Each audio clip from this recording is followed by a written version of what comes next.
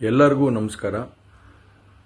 ಮೊದಲನೇದಾಗಿ ನನ್ನ ತಂದೆ ತಾಯಿಗೆ, ತಾತಂಗೆ ಹಾಗೂ ನನ್ನ ಕುಮಾರನಿಗೆ ಮತ್ತು ನಾಡಿನ ಜನತೆಗೆ ಹಾಗೂ ಎಲ್ಲ ನನ್ನ ಕಾರ್ಯಕರ್ತರಿಗೆ ಕ್ಷಮಾಪಣೆ ಕೇಳ್ತಾ, ನಾನು ಫಾರಿನಲ್ಲಿ ಎಲ್ಲಿದ್ದೀನಿ ಅಂತ ಸರಿಯಾಗಿ ಮಾಹಿತಿ ಕೊಡದೇ ಇರೋದಕ್ಕೆ ಇವತ್ತು ಮಾಹಿತಿ ಕೊಡೋದಕ್ಕೆ ಬಂದಿದ್ದೀನಿ.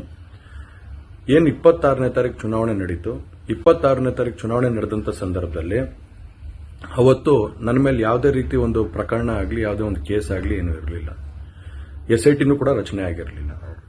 ಈ 26ನೇ ತಾರೀಕು ನಾನು ಫಾರಿನ್ ಹೋಗೋದು ಕೂಡ ಇದು ಮುಂಚೆನೆ ಪ್ರೀ ಪ್ಲಾನ್ ಆಗಿತ್ತು.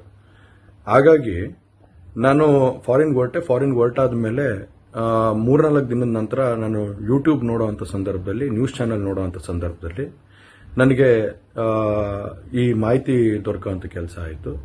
ಮಾಹಿತಿ ದೊರಕಿದ ಮೇಲೆ ನಂತರ SITನೂ ಕೂಡ ಏನು ಒಂದು ನೋಟಿಸ್ ಕೊಡುವಂಥ ಕೆಲಸ ಮಾಡಿತು. ಆ SIT ನೋಟಿಸ್ಗೂ ಕೂಡ ನಾನು ಎಕ್ಸ್ ಖಾತೆ ಮುಖಾಂತರ ಮತ್ತು ನನ್ನ ಲಾಯರ್ ಮುಖಾಂತರ ನಾನು 7 ದಿನ ಸಮಯ ಅವಕಾಶ ಕೇಳಿದ್ದೆ. 7 ದಿನ ಸಮಯ ಅವಕಾಶ ಕೇಳಿದ ಮೇಲೆ ಕೂಡ ಅದು ಮಾರನೇ ದಿನನೇ ಏನು ಕಾಂಗ್ರೆಸ್ಸಿನ ಹಿರಿಯ ನಾಯಕರಾದಂಥ ರಾಹುಲ್ ಗಾಂಧಿ ಅವರು ಮತ್ತು ಹಾಗೂ ಎಲ್ಲ ಹಿರಿಯ ನಾಯಕರುಗಳು ಏನು ಓಪನ್ ವೇದಿಕೆಗಳಲ್ಲಿ ಈ ಒಂದು ವಿಚಾರಗಳನ್ನ ಪ್ರಚಾರ ಮಾಡೋದಕ್ಕೆ ಪ್ರಾರಂಭ ಮಾಡಿದ್ರು, ಚರ್ಚೆ ಮಾಡೋದಕ್ಕೆ ಪ್ರಾರಂಭ ಮಾಡಿದ್ರು, ಒಂದು ರಾಜಕೀಯದ ಪಿತೂರಿ ಮಾಡುವಂಥ ಕೆಲಸನ ಮಾಡಿದ್ರು.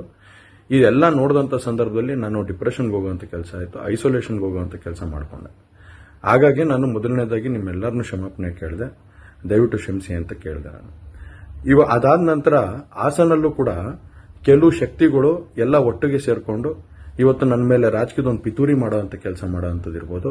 ರಾಜಕೀಯವಾಗಿ ನಾನು ಏನು ಬೆಳೀತಾ ಇದ್ದೀನಿ, ನನ್ನ ಕುಗ್ಗಿಸ್ಬೇಕು ಅನ್ನೋ ಒಂದು ರೀತಿಯಲ್ಲಿ ಇವತ್ತು ಏನೇನೋ ಒಂದು ಪ್ರಕರಣಗಳಲ್ಲಿ ಅವರು ಎಲ್ಲರೂ ಕೂಡ ಒಂದು ಭಾಗಿಯಾಗುವಂಥ ಕೆಲಸಗಳನ್ನ ಮಾಡಿಕೊಂಡ್ರು.